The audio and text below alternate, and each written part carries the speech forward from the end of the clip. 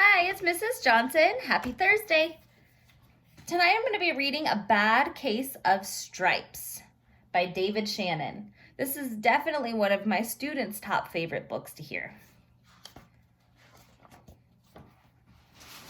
Camilla Cream loved lima beans, but she never ate them. All of her friends hated lima beans, and she wanted to fit in. Camilla was always worried about what other people thought of her. Today she was fretting even more than usual. It was the first day of school, and she couldn't decide what to wear. There were so many people to impress. She tried on 42 outfits, but none seemed quite right. She put on a pretty red dress and looked in the mirror. Then she screamed.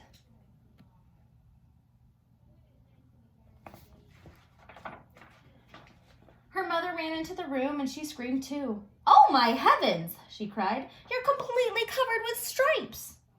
This was certainly true. Camilla was striped from head to toe. She looked like a rainbow. Mrs. Cream felt Camilla's forehead. "Do you feel all right?" she asked. "I feel fine," Camilla answered. "But just look at me." "You get back in bed this instant," her mother ordered. "You're not going to school today." Camilla was relieved. She didn't want to miss the first day of school, but she was afraid of what the other kids would say. And she had no idea what to wear with all those crazy stripes.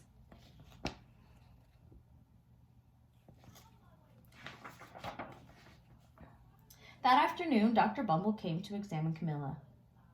"Most extraordinary," he exclaimed. "I've never seen anything like it.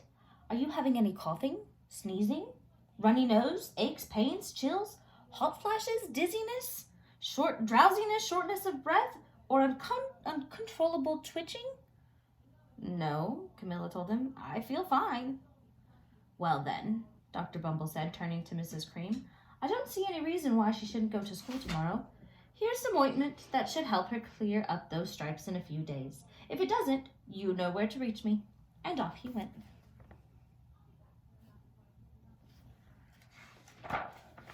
The next day was a disaster. Everyone at school laughed at Camilla. They called her Camilla Crayon and Night of the Living Lollipop. She tried her best to act as if everything were normal, but when the class said the Pledge of Allegiance, her stripes turned red, white, and blue, and she broke out into stars.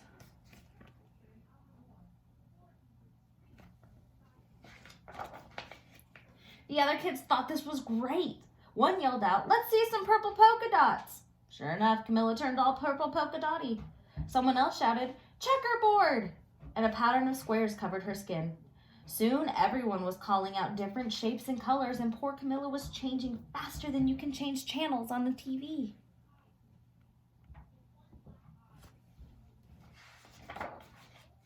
That night, Mr. Harms, the school principal, called. "I'm sorry, Mrs. Cream," he said. "I'm going to have to ask you to keep Camilla home from school. She's just too much of a distraction, and I've been getting calls from the other parents. They're afraid those stripes might be contagious." Camilla was so embarrassed. She couldn't believe that 2 days ago everyone liked her. Now nobody wanted to be in the same room with her. Her father tried to make her feel better. "Is there anything I can get you, sweetheart?" he asked. "No, thank you," sighed Camilla.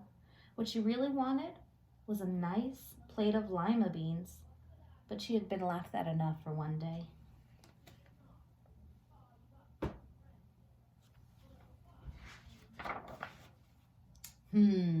Well, yes, I see. Dr. Bumble mumbled when Mr. Cream phoned the next day. "I think I'd better bring in the specialists. We'll be right over." About an hour later, Dr. Bumble arrived with 4 people in long white coats. He introduced them to the Creams. "This is Dr. Grop, Dr. Sponge, Dr. Cricket, and Dr. Young."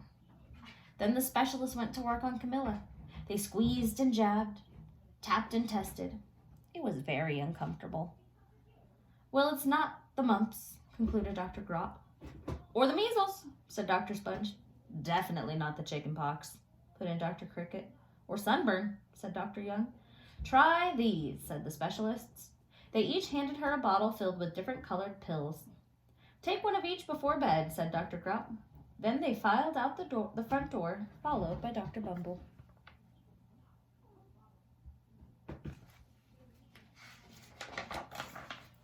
That night, Camilla took her medicine.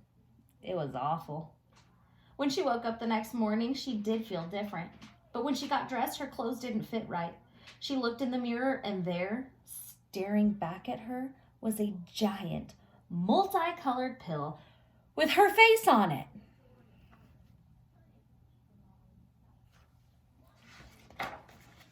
Dr. Bumble rushed over as soon as Mrs. Cream called, but this time, instead of the specialists, he brought the experts.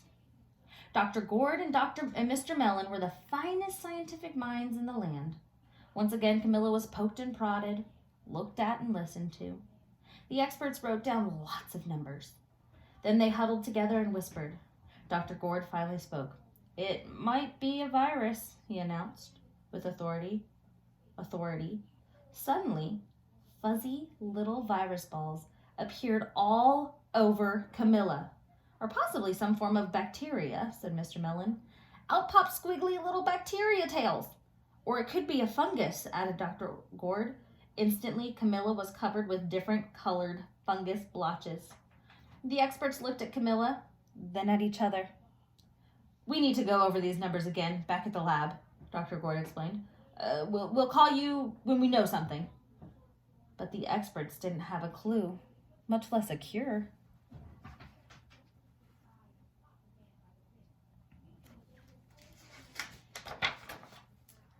By now, the TV news had found out about Camilla. Reporters from every channel were outside her house telling the story of the bizarre case of the incredible changing kid. Soon a huge crowd was camped out onto the front lawn.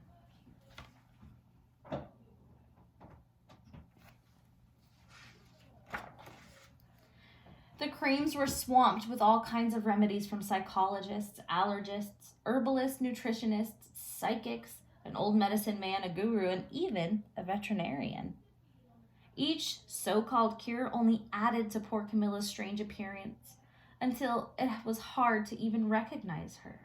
She sprouted roots and berries and crystals and feathers and a long furry tail. But nothing worked.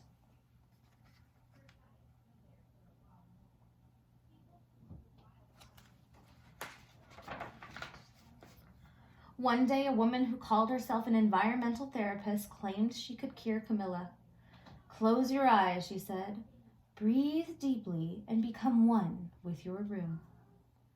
"I wish you hadn't said that," Camilla groaned. Slowly, she started to melt into the walls of her room. Her bed became her mouth, her nose was a dresser, and 2 paintings were her eyes.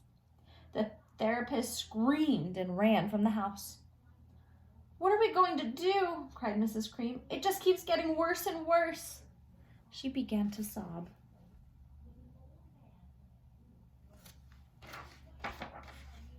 At that moment, Mr. Cream heard a quiet little knock at the front door. He opened it, and there stood an old woman who was just as plump and sweet as a strawberry. "Excuse me," she said brightly, "but I think I can help."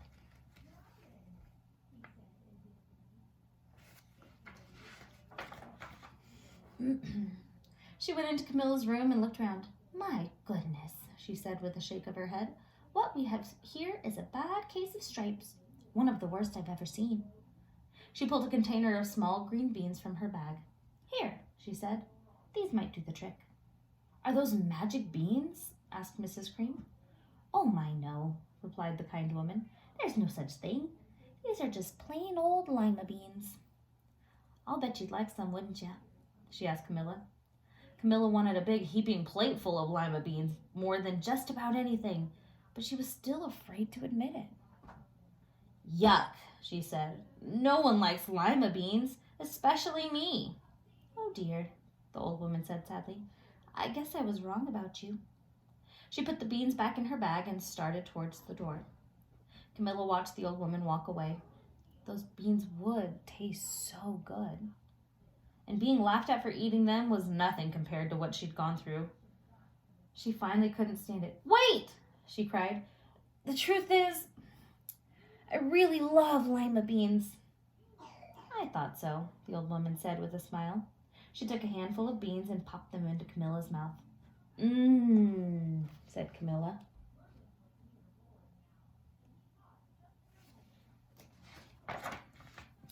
Suddenly, the branches, feathers, and squiggly tails began to disappear. Then the whole room swirled around. When it stopped, there stood Camilla, and everything was back to normal. "I'm cured!" she shouted. "Yes," said the old woman. "I knew the real you was in there somewhere." She patted Camilla on the head. Then she went outside and vanished into the crowd.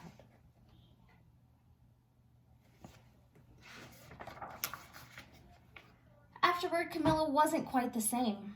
Some of the kids at school said she was weird, but she didn't care a bit. She ate all the lima beans she wanted, and she never had even a touch of the stripes again.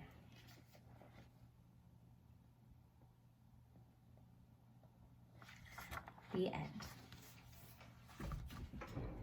So Camilla learned that, much like Thelma the Unicorn in the other story, that being you is way more important than trying to impress other people.